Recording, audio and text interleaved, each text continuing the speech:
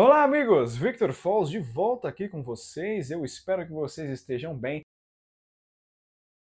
que vocês tenham curtido meu último vídeo, o webdoc sobre o Asilo Arkham de Grant Morrison e Dave McKean.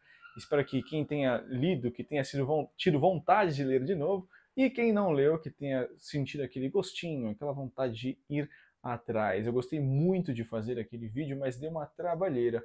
Então, se vocês puderem, curtam e compartilhem, mostrem para quem vocês sabem que gostam do Batman, que gostam de história em quadrinhos ou dos autores de quem eu falei lá naquele vídeo. E hoje eu quis fazer uma breve atualização sobre as minhas leituras recentes. Nas últimas semanas, inclusive enquanto eu editava o Asilo Arkham, eu peguei para reler o Justiceiro Max do Jason Aaron, que foi publicado aqui no Brasil em 4 volumes pela editora Panini. O Jason Aaron, quando ele pegou essa revista, né, dessa linha Max Comics, ele pegou ali de onde o Garth Ennis tinha parado e resolveu dar um fechamento. O Axel Alonso não queria deixar esse personagem encostado na linha Max e pediu para o Jason Aaron. O Jason Aaron topou e eles trouxeram. Aliás, foi ideia do Axel Alonso, que era o editor-chefe, ou um dos editores principais da Marvel na época, apresentar uma versão do Rei do Crime, o vilão do Demolidor, o Wilson Fisk, para enfrentar este justiceiro da série Max. O Jason Aaron gostou da ideia e ele aproveitou para trazer outros personagens do universo do Demolidor para esse universo do Marvel Max, onde eles enfrentariam o Justiceiro. Então, além do Wilson Fisk, que é o vilão principal dessa série, nós temos também aqui o Mercenário, Bullseye, né, que ele aparece aqui nesse segundo volume. Todos eles com muita importância no decorrer da história. E no último nós temos a Elektra aparecendo também. É muito legal a participação da Elektra. O Justiceiro, o terceiro volume, o Frank, é o único que não tem um vilão do Demolidor dando as caras, né? Mas qual que é a ideia aqui?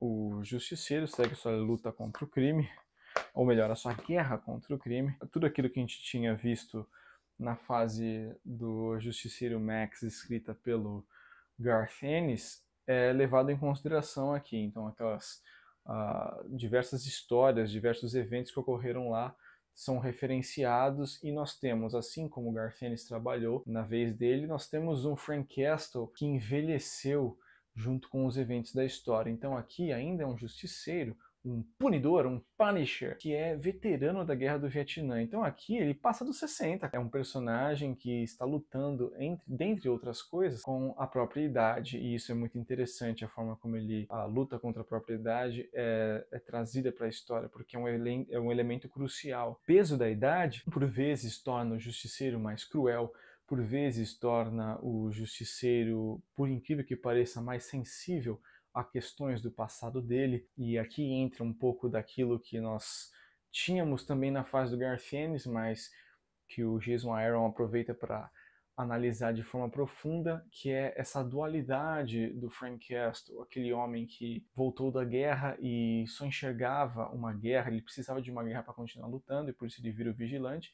E o Frank Castle, que tentou deixar a guerra de lado para criar a sua família. Ele vai para o Vietnã, ele deixa uma mulher e um filho. Ele volta, uma mulher e uma filha, ele volta, a mulher e a filha estão lá o esperando, e ele ainda tem um menino, o Frank Castle Jr. Só que o Jason Aaron deixa claro aqui que o Frank sofreu muito quando ele volta do Vietnã, e aí é o terceiro volume, que é um gigantesco flashback, mas é muito bacana essa exploração dos primeiros dias do Frank Castle depois de ter voltado do Vietnã em definitivo. O Frank não conseguia criar uma família, ele não conseguia atuar como um pai, ele não conseguia atuar como um marido, porque ele só sabia, para ele só vivia para segurar uma arma e apertar um gatilho. É incrivelmente triste, é incrivelmente trágico, principalmente quando o que nós já sabemos que acontece com a família de Frank acontece. E aqui isso tudo tem um peso muito maior. O autor, ele dá uma nova perspectiva para o evento crucial que transforma Frank Castle no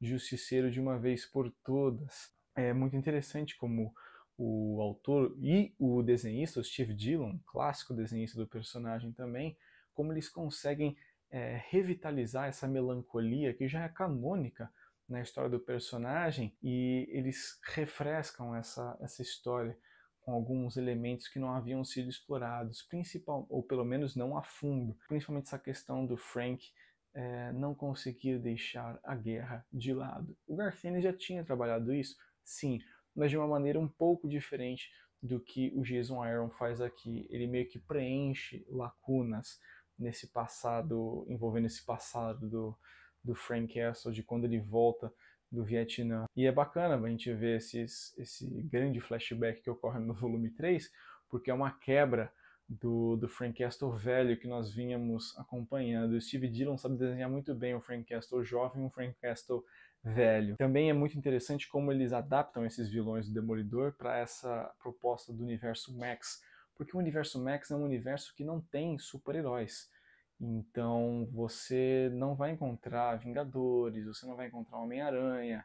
O único personagem do universo Marvel que dá as caras aqui é o Nick Fury. E o Nick Fury também tem uma participação muito interessante aqui nessa fase. Claro, levando em consideração o que o Garth Ennis já tinha escrito também. O Steve Dillon também ele merece uma salva de palmas à parte, porque o minimalismo dele, ele valoriza muito certas batidas da história, certos momentos que demandam uma reflexão maior, ou até mesmo momentos mais agitados, como as cenas de ação. Ele possui um traço mais limpo, um traço mais clean, vamos dizer assim, mas ele também traz muita energia, ele também traz muito peso nas horas certas. Ele conduz muito bem a história e melhora, arrisco dizer, melhora o trabalho do Jason Aaron, que já é bom.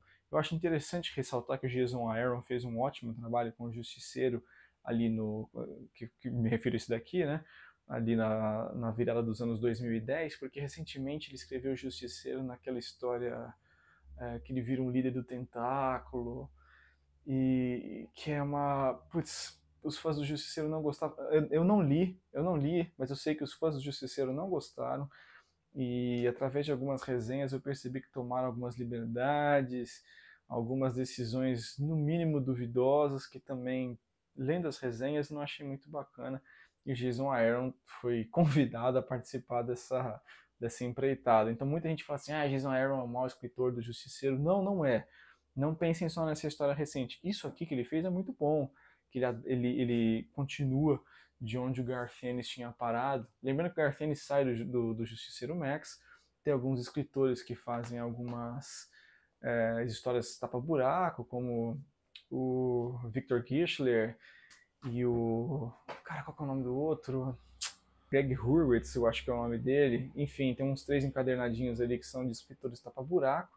E aí vem Jason Aaron, só que o Garth Ennis vai voltar pro personagem na linha Max também, para fazer umas histórias soltas, né? Ele escreveu aquele Justiceiro Pelotão, Justiceiro Soviético, e tem mais um que ele vai escrever, que era para ter saído esse ano, mas não sei quando que vai sair agora. É interessante, eu estava falando dos vilões do Demolidor, né, que são adaptados para esse universo. Nós nem sequer temos o Demolidor, nem sequer temos Matt Murdock, mas os vilões dele são muito bem adaptados aqui. São o Rei do Crime, o Mercenário e a Elektra, eles têm diferenças muito notáveis na construção e no desenvolvimento deles, se levando em conta as contrapartes clássicas na linha cronológica principal da Marvel, na linha cronológica padrão. Mas isso torna mais interessante, porque são personagens que nós, de certa maneira, conhecemos, mas estão sendo trabalhados com uma faceta diferente, com uma abordagem diferente. Então o Mercenário ele tem algumas características que remetem ao Mercenário clássico, mas ainda assim características totalmente novas que destoam e o tornam um personagem único dentro da linha Max. Mesma coisa para o Rei do Crime, que é o vilão principal, e a Elektra. Uma salva de palmas. Eu já falei aqui que o Steve Dillon consegue dar um gás, né, nas cenas de ação. Uma salva de palmas para as lutas do Justiceiro contra o Mercenário e a Elektra. São páginas assim incríveis. E eu não poderia deixar de mencionar o trabalho do Matt Hollingsworth, que é o colorista desse quadrinho, né, de toda essa saga. Ele manda muito bem nessas cenas de pancadaria, nessas cenas de ambientação. Os artistas aqui estavam todos aqui, arrisco dizer, tocando na mesma nota. É muito bacana isso, muito legal. Existem alguns escritores muito bons que às vezes se juntam com outros desenhistas muito bons, mas que eles não conseguem valorizar um trabalho do outro.